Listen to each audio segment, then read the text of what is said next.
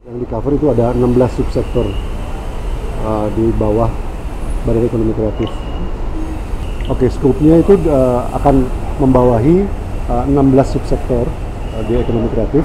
Di antaranya aplikasi game ya, aplikasi game developer, arsitektur, desain interior, desain komunikasi visual, desain produk, fashion, film animasi, fotografi, kriya, kuliner, musik, seni pertunjukan, penerbitan, books, segala kan ya, seni rupa, dan televisi dan radio.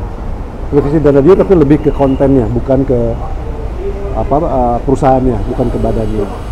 Para praktisi subsektor ini, praktisi ekonomi kreatif ini, pada awalnya ingin memiliki sebuah badan yang bisa luwes, ya, yang bisa fleksibel, berhubungan dengan berbagai kementerian, ya, istilahnya lintas sektoral. Tapi kalau dia merupakan kementerian sendiri, apalagi yang digabung dengan kementerian lain, keluasan itu hilang. Karena biasalah di kementerian itu ada semacam ego sektoral, sehingga akhirnya diusulkan ke Pak Presiden Jokowi pada saat itu untuk bisa mengeluarkan ekonomi kreatif dari Kementerian Pariwisata Ekonomi dan Kreatif dalam bentuk sebuah badan. Rupanya permintaan itu karena juga sangat beralasan, badan itu disetujui, dan setelah sebuah kelompok praktisi sektor-sektor itu bekerja keras selama berbulan-bulan, lahirlah Badan Ekonomi Kreatif ini. Secara garis besar sebetulnya yang saya selalu sebut itu ada dua ya, yang utama. Yang pertama itu untuk bisa mengakselerasi pertumbuhan industri kreatif yang sudah berkembang, ya, sehingga bisa lebih besar, lebih punya kekuatan untuk go international, membawa nama Indonesia dan bisa menjual Indonesia di seluruh dunia, ya. Itu yang pertama. Itu kan ada macam-macam, kulinernya ada, film bisa dipakai sebagai kendaraan untuk itu, lalu subsektor fashion juga sudah besar, bisa.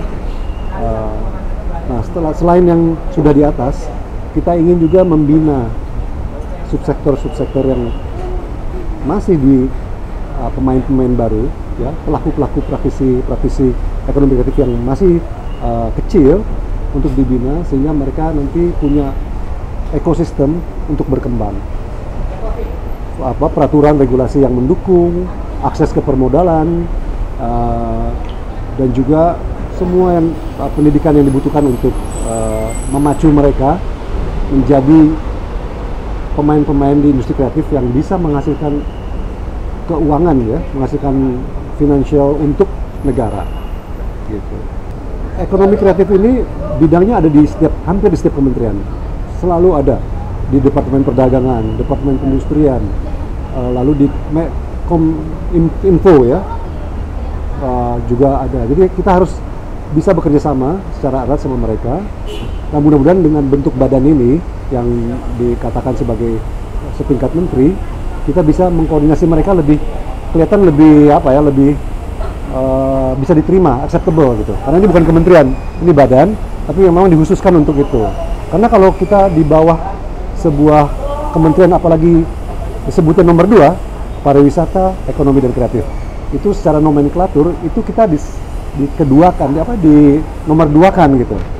Nah, sebagai badan yang independen langsung di bawah presiden, kita bisa fleksibel mengkoordinasi semua potensi-potensi yang ada di kementerian. Mudah-mudahan enggak, kalau memang tujuannya untuk mensinkronkan, ya, mensinergikan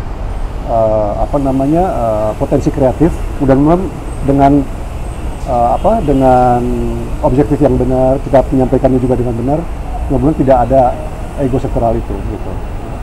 Kan kita tidak mengambil kewenangan keuangan, enggak, kita hanya mengkoordinasikan aja, mensinkronkan beberapa kementerian yang memiliki ekonomi kreatif di dalamnya.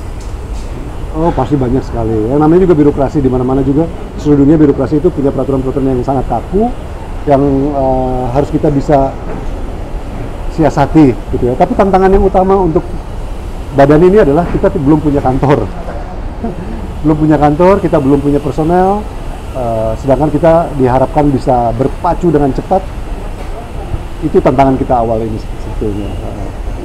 Orang-orang baik dari setiap subsektor ini bekerja secara pro bono karena mereka punya kepentingan sektor-sektor mereka sendiri untuk kemajuan Republik Indonesia, ya.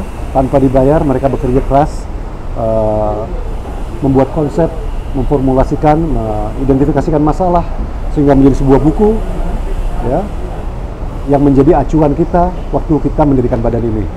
Nah, mudah-mudahan dalam waktu dekat ini beberapa praktisi itu akan akan bergabung di Badan Ekonomi Kreatif itu.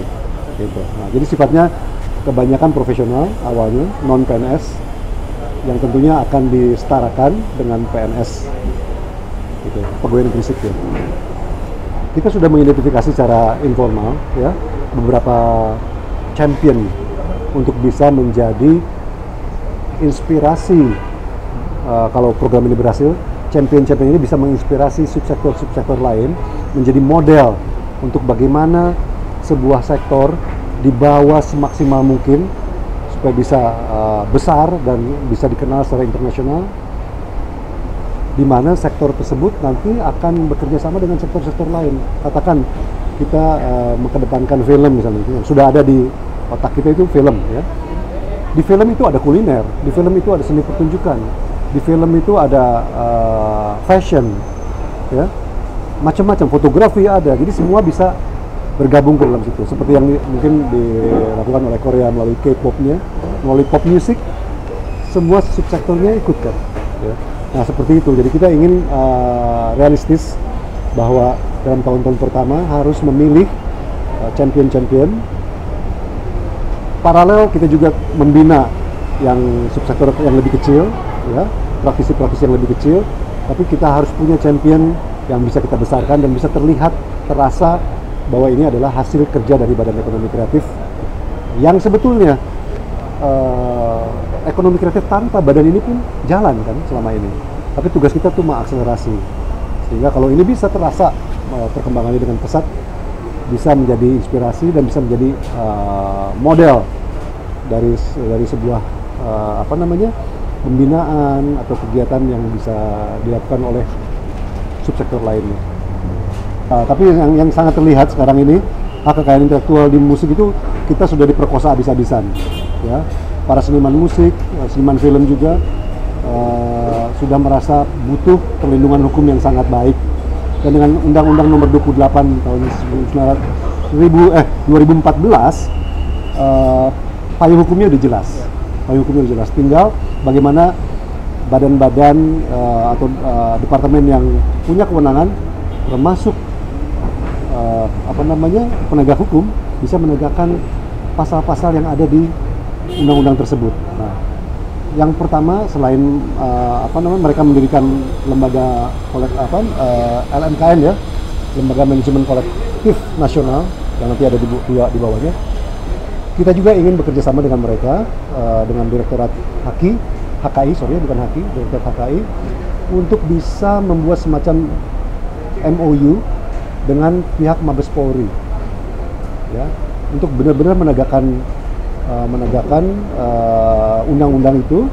Kita bisa membantu kepolisian untuk menindak, ya, para pelanggar hukum, para pembajak, supaya menjadi shock terapi.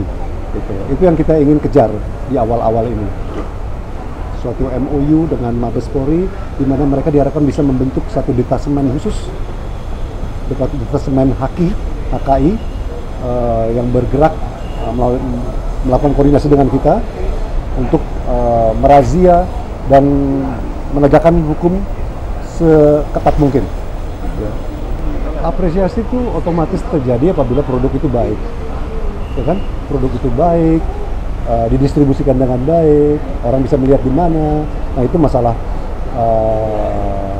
bioskop, gedung kesenian yang kita harus fasilitasi juga. Tapi yang paling penting menurut saya penegakan hukum. Karena kalau hukum tidak ditegakkan, masyarakat pun cuek. Ya kan, mereka melihat di mana-mana produk bajakan produk bajakan di lapak-lapak, di mall, ya, di beberapa shopping center yang dibiarkan begitu saja. Itu kan sudah jelas-jelas tidak ada penegakan hukum. Gimana rakyat mau apresiasi produk-produk kreatif yang sudah susah payah diciptakan kalau pihak-pihak yang mereka anggap resmi, yang mereka anggap sebagai perwakilan negara mendiamkan, ya. Jadi menurut saya tidak perlu ada edukasi ke masyarakat, yang perlu ada penegakan hukum, gitu, ya. Jadi satu hal lagi, tanpa penegakan hukum yang baik, percuma para kreator menciptakan kreasinya, ya kan? They will work for nothing, karena tidak ada penegakan hukum, gitu. Jadi itu esensial sekali, penting banget untuk menegakkan hukum, perlindungan terhadap karya-karya cipta. Kita ingin bekerja cepat, tapi kita banyak tantangan yang harus kita hadapi karena badan ini badan baru, ya. Jadi kita harap para praktisi juga bisa mengerti bahwa badan ini baru didirikan, anggaran juga belum turun, ya. Tapi begitu semuanya jalan, kita punya gedung sendiri, punya kantor sendiri, anggaran ada, kita akan bergerak cepat, gitu. Karena kita bukan sebuah kementerian yang sudah ada, ya. Kita adalah badan yang didirikan dari nol, bottom up dari para praktisi subsektor, membentuk badan itu sendiri, mendapat pengesahan dari presiden. Mohon itu bisa dimaklumi, gitu. Badan ini hanya terpusat di Jakarta, tapi mungkin aja sesuai kebutuhan nanti kita akan mungkin ada perwakilan di beberapa kota sesuai dengan program-program yang kita jalani untuk memperlancar aja. Tapi sebagai sebuah badan kita tidak wajib untuk punya perwakilan atau apa ya istilahnya badan daerah atau semacamnya di daerah, tidak wajib.